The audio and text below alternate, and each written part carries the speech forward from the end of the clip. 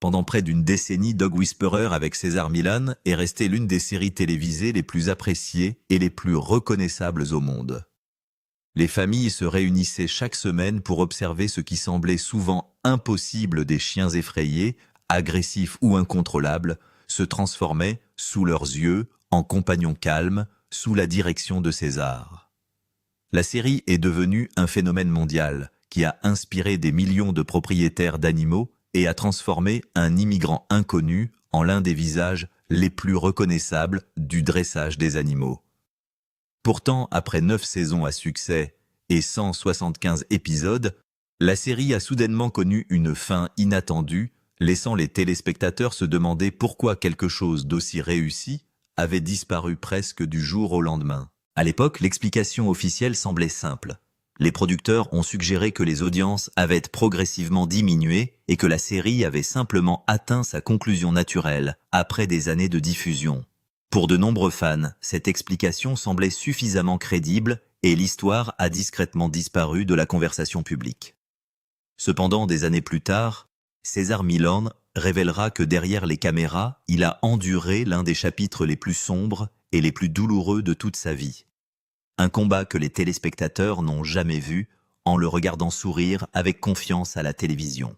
La fin de Dog Whisperer n'a jamais été uniquement une question de numéro de télévision ou de changement d'horaire de programmation. Dans les coulisses, César menait des combats personnels qui affectaient tous les aspects de sa vie, le forçant à porter un fardeau émotionnel, tout en continuant à apparaître composé devant des millions de téléspectateurs. Les images que le public voyait chaque semaine ne représentaient qu'une petite partie de la réalité qu'il vivait. Son monde commençait à se fracturer d'une manière que peu de gens auraient pu imaginer. Cela soulève la question que de nombreux fans continuent de se poser encore aujourd'hui. Qu'est-ce qui a vraiment mis fin à l'une des plus grandes réussites de la télévision? Et après que tout s'est effondré autour de lui, où est allé César Millan et comment a-t-il reconstruit sa vie plus d'une décennie plus tard? Pour comprendre ces réponses, il est nécessaire de revenir au début remarquable d'une histoire qui n'a presque jamais eu lieu. Contrairement à de nombreux programmes télévisés à succès, Dog Whisperer ne s'est pas appuyé sur une campagne marketing coûteuse pour trouver son public. L'émission s'est répandue presque entièrement grâce au bouche à oreille, les téléspectateurs l'ayant recommandé à leurs amis et à leurs familles après avoir été témoins des transformations dramatiques qui se produisaient dans chaque épisode. Les gens qui n'avaient jamais possédé de chien sont devenus fascinés simplement parce que les histoires étaient si fascinantes. Le programme s'est développé naturellement, alimenté par la curiosité et le véritable enthousiasme du public, plutôt que par une promotion agressive. Sa popularité a augmenté à un rythme étonnant. Dès la 2e saison, la série s'était étendue de son format original à des épisodes d'1 heure et avait obtenu une place de diffusion très convoitée aux heures de grande écoute. L'audience a continué de croître chaque année, et dès la 6e saison, le New York Times estimait qu'environ 11 millions de téléspectateurs américains la regardaient chaque semaine. En peu de temps, Dog Whisperer avec César Millan était devenue l'émission la mieux notée de la chaîne National Geographic, consolidant ainsi la réputation de César en tant que star internationale de la télévision. Ce qui a captivé le public, ce ne sont pas seulement les chiens eux-mêmes, mais aussi la remarquable simplicité de l'approche de César. Chaque épisode commençait avec une famille dépassée par un chien dont le comportement rendait le quotidien stressant, effrayant, voire dangereux. En un temps étonnamment court, les téléspectateurs ont vu des animaux aboyer se précipiter mordre ou destructeurs devenir progressivement calmes et coopératifs. Les transformations semblaient presque incroyables, ce qui ne fit qu'accroître la fascination du public pour les méthodes de César. César a expliqué ces changements dramatiques à travers une philosophie qu'il a appelée une énergie calme et affirmée. Il pensait que les chiens s'organisaient naturellement au sein d'une structure sociale ressemblant à une meute, avec une direction claire, assurant stabilité et sécurité. Selon sa théorie, de nombreux problèmes de comportement se développent, parce que les propriétaires ne parviennent pas involontairement à s'imposer comme des leaders confiants. En l'absence de conseils, les chiens tentent d'assumer eux-mêmes leurs responsabilités, exprimant souvent cette incertitude par l'anxiété, la domination ou l'agressivité. Du point de vue de César, son rôle n'a jamais été simplement de dresser des chiens. Au lieu de cela, il croyait réhabiliter à la fois l'animal et sa famille humaine en rétablissant un équilibre sain au sein de la relation.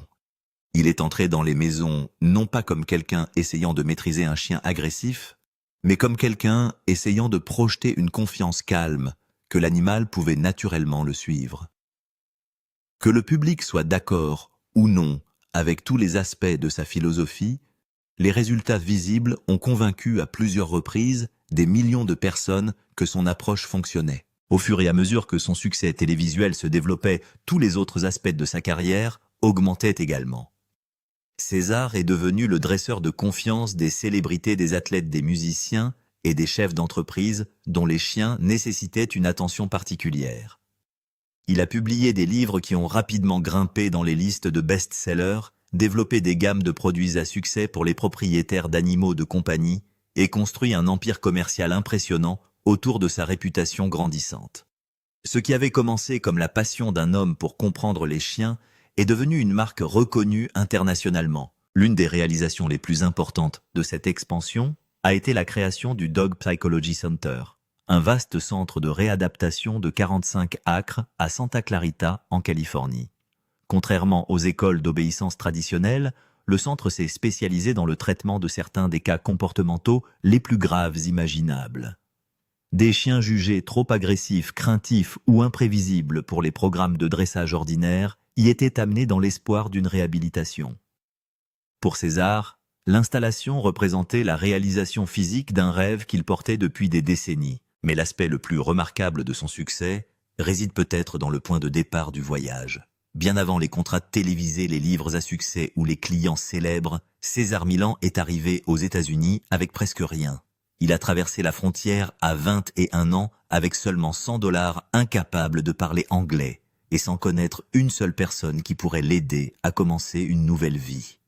Les obstacles qui se dressaient devant lui semblaient insurmontables, mais abandonner son rêve n'a jamais été une option. Né en 1969 dans l'État mexicain de Sinaloa, César a passé son enfance dans la ferme de son grand-père entouré de bétail, d'animaux de trait et d'innombrables chiens. Même lorsqu'il était jeune garçon, les gens remarquaient quelque chose d'inhabituel dans la façon dont les animaux réagissaient à lui. Les chiens qui se comportaient nerveusement avec les autres se détendaient souvent en sa présence, tandis que les animaux difficiles semblaient prêts à lui faire confiance presque immédiatement. Ses premières expériences l'ont convaincu que comprendre les chiens deviendrait le but de sa vie. Beaucoup de gens pensaient que la médecine vétérinaire serait son cheminement de carrière évident, mais la réalité financière rendait cela impossible. Sa famille ne pouvait tout simplement pas se permettre de l'envoyer dans une école vétérinaire. Plutôt que de laisser ses limitations mettre fin à son rêve, César a choisi une voie complètement différente. À l'âge de 10 ans, il avait déjà décidé qu'il atteindrait Hollywood, apprendrait auprès des meilleurs dresseurs de chiens du monde et deviendrait éventuellement le meilleur dresseur de chiens qu'il puisse être. Arriver en Californie s'est avéré bien plus difficile qu'il ne l'avait imaginé. Son premier emploi dans un chenil ne lui fournissait guère plus qu'un endroit où dormir, alors qu'il luttait pour survivre dans un pays totalement inconnu. Au cours de ses premiers mois, il aurait fouillé les bennes à ordures à la recherche de nourriture et aurait passé du temps à vivre dans la rue avant de finalement trouver un emploi de toilettage de chiens et de promeneur de chiens. Chaque jour exigeait de la détermination simplement pour continuer à avancer. Peu à peu, des opportunités ont commencé à apparaître. César a créé une petite entreprise de promenade de chiens à Inglewood et a acquis une réputation exceptionnelle grâce aux changements remarquables que ses clients ont observés chez leurs animaux de compagnie. Sa compréhension instinctive du comportement canin a attiré une attention croissante à Los Angeles. Finalement, le Los Angeles Times a publié un article mettant en lumière le toiletteur de chiens exceptionnellement doué, dont les méthodes semblaient presque impossibles à expliquer. Cet article a contribué à répandre sa réputation dans toute la ville. La percée qui a tout changé est arrivée de manière inattendue. Au cours de ses premières années à Los Angeles, tout en travaillant également comme chauffeur de limousine pour subvenir à ses besoins. César dressait le chien d'un client lorsqu'une jeune actrice nommée Jada Pinkett Smith l'a observé au travail. Elle a immédiatement senti un potentiel extraordinaire chez l'entraîneur silencieux qui se tenait devant elle. Il restait cependant un énorme obstacle. Malgré son talent remarquable avec les chiens, César ne parvenait toujours pas à communiquer efficacement en anglais. Plutôt que d'admirer simplement ses capacités, Giada a décidé d'investir dans son avenir. Le lendemain, elle s'est arrangée pour qu'un tuteur d'anglais commence à lui enseigner, estimant que la langue ne devrait jamais devenir une barrière empêchant son talent d'atteindre le monde. César s'est entièrement investi dans cette opportunité, étudiant avec ce tuteur chaque jour pendant une année entière. Des années plus tard, il a continué à exprimer sa profonde gratitude pour le soutien qui a changé sa vie pendant l'une des périodes les plus difficiles de son voyage. Alors que la réputation de César continuait de croître parmi les clients célèbres de Los Angeles, son travail a finalement attiré l'attention de MPH Entertainment. Les producteurs ont reconnu que le public serait probablement fasciné de le voir réhabiliter des chiens difficiles en utilisant des méthodes différentes de celles montrées auparavant à la télévision. Ils ont développé un concept centré sur son approche inhabituelle et l'ont présenté au National Geographic. Le 13 septembre 2004, Dog Whisperer, avec César Millan, a été officiellement créé. Le succès est arrivé avec une rapidité étonnante. Alors que des millions de téléspectateurs ont adopté l'émission, César s'est retrouvé au service de clients fortunés, tout en devenant simultanément l'un des dresseurs de chiens les plus reconnaissables au monde. Pourtant, la célébrité arrive rarement sans conséquences. Tandis que les téléspectateurs ordinaires célébraient ses réalisations depuis leur salon, un autre public regardait tout aussi attentivement venant d'universités, d'écoles vétérinaires, d'instituts de recherche et d'organisations professionnelles spécialisées dans le comportement animal. Leur réaction fut radicalement différente. De nombreux membres des communautés scientifiques et vétérinaires pensaient que l'influence croissante de César posait de sérieux problèmes à la compréhension du comportement canin par le public. Les méthodes mêmes que les téléspectateurs louaient sont devenus l'objet de critiques professionnelles de plus en plus intenses. L'homme qui avait suscité l'admiration des propriétaires d'animaux du monde entier s'est soudainement retrouvé confronté à certains des experts les plus respectés en matière de comportement animal. Le conflit allait bientôt devenir l'une des controverses déterminantes de toute sa carrière. Au centre du désaccord se trouvait la conviction de César selon laquelle les chiens s'organisent naturellement selon des structures hiérarchiques en meute dans lesquelles le leadership joue un rôle essentiel. Il a soutenu que les humains doivent établir une autorité calme afin de fournir aux chiens la stabilité qu'ils recherchent instinctivement. De nombreux chercheurs ont directement contesté ce fondement, arguant que les preuves scientifiques étayant la théorie traditionnelle de la dominance avaient été mal comprises ou trop simplifiées. Selon ces critiques, le modèle lui-même reposait sur des hypothèses dépassées. Les chercheurs ont souligné les études originales sur les loups qui avaient inspiré la théorie de la dominance des décennies plus tôt. Ces premières observations ont été réalisées auprès de loups captifs vivant ensemble dans des conditions artificielles plutôt que de groupes familiaux naturellement formés dans la nature. Au fur et à mesure que les recherches sur le terrain s'accumulaient, les scientifiques ont rapporté que les meutes de loups sauvages fonctionnaient généralement comme des unités familiales dirigées par des parents expérimentés plutôt que par des luttes constantes pour la domination entre rivaux non apparentés. Les critiques ont donc fait valoir que l'application directe de ces conclusions dépassées aux chiens domestiques simplifiait à l'extrême un comportement social beaucoup plus complexe. Les organisations professionnelles se font de plus en plus entendre. L'American Humane Association est allée au-delà des désaccords académiques en exhortant officiellement National Geographic en 2006 à supprimer le programme de son calendrier. L'organisation a qualifié plusieurs méthodes de dressage diffusées à la télévision d'inhumaines dépassées et inappropriées, arguant qu'elles risquaient d'encourager les téléspectateurs à imiter les techniques sans bien comprendre le comportement des animaux. Selon l'association Promouvoir des relations humaines entre les humains et leurs animaux de compagnie, nécessite de rejeter toute approche qui pourrait être interprétée comme une utilisation de la force inutile. La polémique s'est répandue à l'échelle internationale.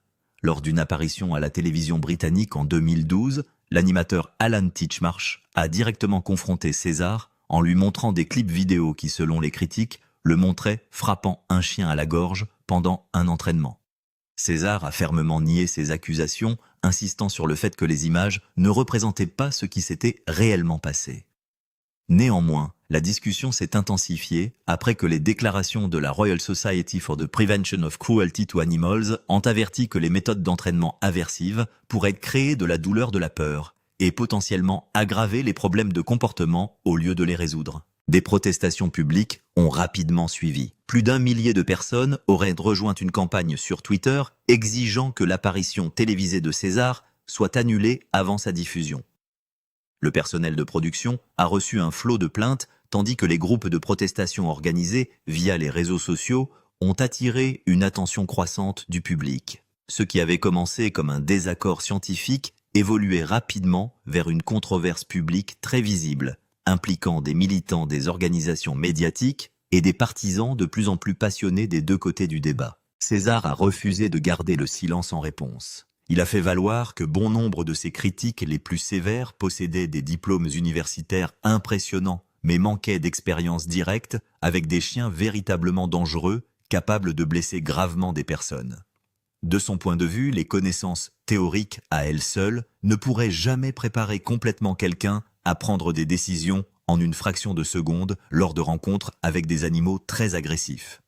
Que les gens soient d'accord ou non avec son raisonnement, il a toujours défendu ces méthodes comme des solutions pratiques développées au fil de décennies d'expériences directes plutôt que de recherches en classe. Malgré cela, la controverse a progressivement commencé à affecter les affaires entourant la série. Les réseaux de télévision surveillant la confiance des annonceurs et les annonceurs surveillent de près la perception du public. Alors que les critiques émanant d'organisations professionnelles respectées continuaient de s'accumuler année après année, la pression sur National Geographic n'a cessé de croître.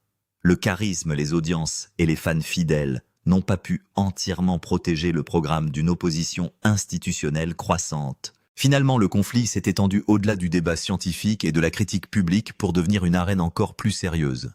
Les désaccords académiques pouvaient faire la une des journaux, mais les procès avaient des conséquences bien plus graves.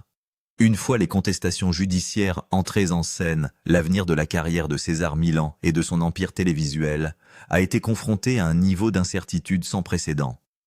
Le prochain chapitre s'avérerait encore plus difficile que les batailles qu'il avait déjà menées. En 2006, un producteur de télévision a poursuivi César pour cruauté envers les animaux, alléguant que César avait étouffé son labrador retriever avec son collier et forcé le chien à courir sur un tapis roulant au centre de psychologie canine de César jusqu'à l'épuisement extrême. L'homme a déclaré avoir reçu un appel du centre l'informant que son chien avait été transporté d'urgence à l'hôpital vétérinaire. La plainte accusait César de violation de contrat de cruauté envers les animaux et de traumatisme émotionnel intentionnel. Il réclame des dommages et intérêts supérieurs à 25 000 $. Les détails de l'affaire ont été contestés comme c'est toujours le cas dans les procédures judiciaires, mais la simple existence d'un procès a donné à la controverse une dimension juridique que la critique universitaire n'a jamais eue. Il est passé du domaine des désaccords professionnels à celui auquel les compagnies d'assurance, les services juridiques des réseaux et les équipes de gestion des risques prêtent une attention particulière. En 2012, un autre propriétaire de chien a déposé une plainte contre César, alléguant que son chien avait été blessé lors d'une apparition sur Dog Whisperer. Le procès a directement contribué à l'inquiétude croissante autour de l'émission au niveau du réseau.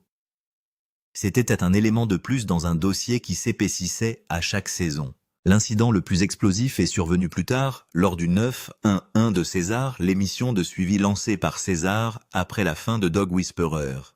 Dans un épisode diffusé le 26 février 2016, un chien nommé Simon, décrit par ceux qui le connaissaient comme un terroriste ayant déjà tué un cochon ventru de compagnie, était en cours de dressage. Pendant que César s'assurait que Simon s'habituait à la compagnie d'un cochon dans une cour clôturée, le chien bondit vers le cochon et le mordit à l'oreille, laissant la zone ensanglantée. Les enquêteurs californiens sur la cruauté envers les animaux ont ouvert une enquête. L'enquête a montré que le chien avait accidentellement échappé au contrôle de César, et que les personnes présentes ont immédiatement capturé le chien soigner le cochon et appelé un vétérinaire qui n'a constaté aucun besoin de traitement.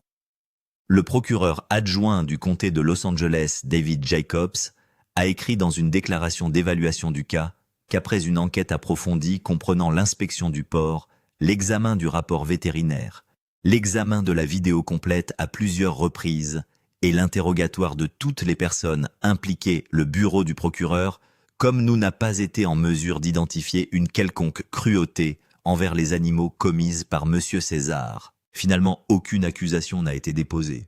Mais l'enquête elle-même était le genre de titre qui suit la réputation d'une émission pendant des années, quelle qu'en soit l'issue. Ce qui est devenu clair pour National Geographic au fil des saisons, c'est que chaque nouvel épisode comportait un niveau de risque de réputation qu'une émission sans controverse n'aurait jamais. Les 11 millions de téléspectateurs étaient toujours là, mais ils diminuaient, et l'homme au centre de tout cela était sur le point de vivre quelque chose qui allait changer de l'intérieur l'atmosphère de la série. Comment l'homme qui a enseigné le contrôle a-t-il pu perdre si complètement le contrôle de son propre monde? L'année où il a tout perdu. L'année 2010 a été pour César une série de coups de marteau sans aucun temps de récupération entre les deux. En février de la même année, Papa est décédé. Papa était un pitbull de 16 ans qui avait été le partenaire de travail le plus important de César dans la série.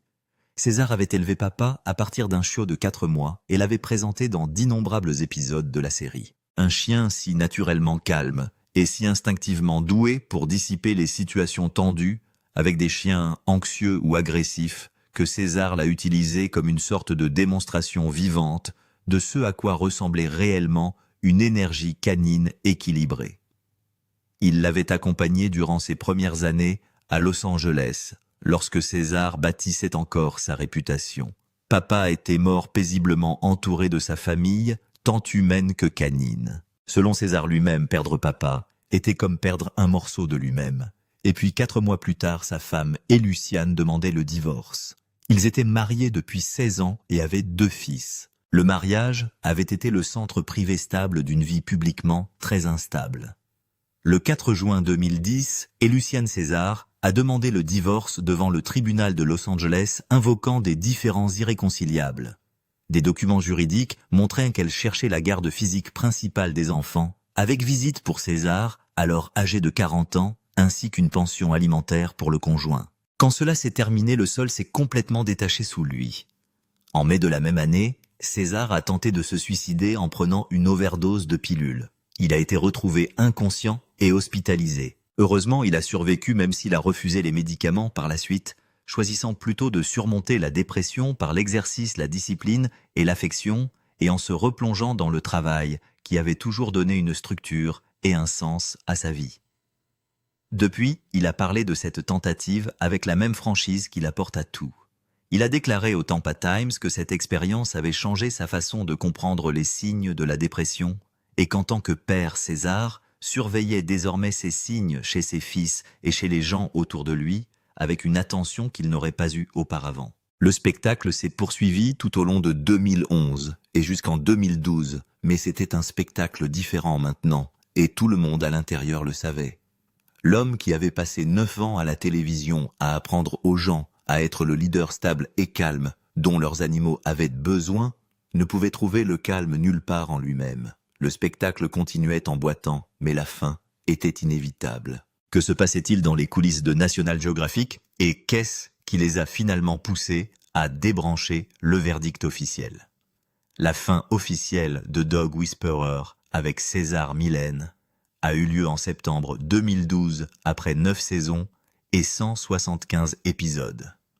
César l'a annoncé sur Facebook, disant aux fans que la dernière saison commencerait en juillet, avec des épisodes consécutifs sur Nat Geo Wild, et qu'il était très reconnaissant envers tous les fans de Dog Whisperer qui avaient adopté la série au fil des ans. La déclaration ne disait presque rien sur la raison pour laquelle le spectacle se terminait. La véritable raison était un enchevêtrement de facteurs qui s'accumulaient depuis des années et qui avaient finalement atteint un poids combiné. Le réseau a décidé qu'il n'était pas disposé à aller plus loin. Les audiences avaient baissé, mais pas de manière catastrophique. Après tout, les 11 millions de téléspectateurs hebdomadaires fidèles ne disparaissent pas du jour au lendemain, mais suffisamment pour inciter les dirigeants de la chaîne à discuter de la question de savoir si le retour justifie le risque. Les coûts de production avaient également augmenté au cours de 9 saisons, ce qui signifiait que la série devait se produire à un niveau élevé juste pour atteindre le seuil de rentabilité, et encore moins justifier son renouvellement. La polémique n'a jamais cessé. Au lieu de cela, chaque saison apportait une nouvelle couverture du débat, et chaque nouvelle controverse rendait l'émission moins confortable pour une chaîne dont la marque reposait sur la crédibilité scientifique et le bien-être animal. Mais il y a un autre facteur que les déclarations du réseau n'ont jamais pleinement pris en compte. César lui-même était prêt à mettre fin à la série bien avant la chaîne. Après tout, César est devenu une superstar internationale. Il voulait franchir une nouvelle étape dans sa carrière avec de nouveaux et plus grands défis qui le mèneraient à travers le monde. Mais qu'est-il arrivé à l'homme qui avait tout perdu, son chien, son mariage et sa volonté de vivre lorsque les caméras ont finalement cessé de tourner? Était-ce la fin de César Millan ou juste le début de quelque chose de nouveau? Le retour de César, la fin de Dog Whisperer, ne signifiait pas la fin de César Millan.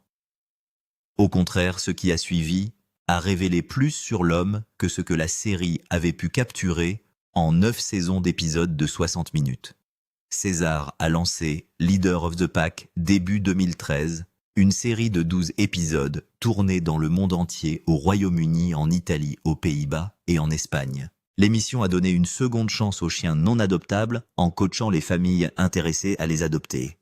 Il est également revenu à la télévision en 2014 avec César 911 sur Nat Geo Wild, une émission axée sur les interventions d'urgence auprès des chiens dans ce qu'il a appelé la zone rouge des animaux, dont le comportement était suffisamment dangereux pour que leur propriétaire soit à quelques jours de les rendre ou de les abattre. L'émission a duré 4 saisons. En 2021, il revient à Nat Geo avec une nouvelle émission intitulée César Millan Better Human Better Dog. Le programme se concentrait sur quelque chose pour lequel la série originale avait rarement le temps, le côté humain du problème canin.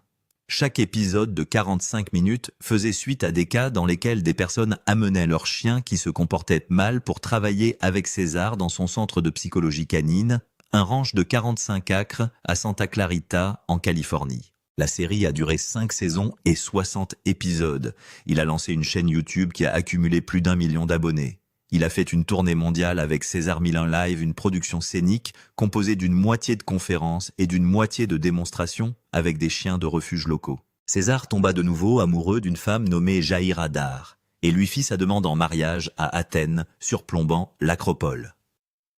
En juillet 2025, Cell Brands et TSC Product Lab ont annoncé un partenariat pour lancer une nouvelle gamme de produits innovants pour animaux de compagnie sous la marque Respect Love by César Millan, comprenant des appareils électroniques intelligents et de petits appareils conçus pour améliorer le bien-être des animaux. Un partenariat de licence distincte avec K9Wear a été annoncé pour lancer des catégories d'accessoires pour animaux de compagnie, notamment des jouets, des outils de dressage, des accessoires, de la nutrition et des outils de toilettage. Mais les controverses ne s'arrêtent jamais. En septembre 2021, une nouvelle controverse a émergé lorsqu'une gymnaste nommée Lydia Matisse a déposé une plainte alléguant que le pitbull de César Junior l'avait attaqué en 2017 et avait notamment tué le chien de la reine Latifa. César a nié ces allégations, qualifiant de mensonge flagrant l'affirmation selon laquelle Junior aurait mutilé le chien du rappeur. César Millan est à tous égards toujours au travail et toujours d'actualité plus d'une décennie après l'annulation qui était censée mettre fin à sa carrière télévisuelle. Le chuchoteur de chiens est peut-être terminé, mais César Millan est loin d'avoir terminé. Que fera-t-il ensuite? Alors, après avoir regardé ça, où en êtes-vous? Pensez-vous que les méthodes de César étaient géniales ou cruelles? Et quel épisode de Dog Whisperer vous a le plus marqué? Partagez vos réflexions avec nous dans la section commentaires. N'oubliez pas d'aimer, de partager et de vous abonner pour en savoir plus. Cliquez également sur la vidéo suivante qui s'affiche sur votre écran. Vous l'apprécierez.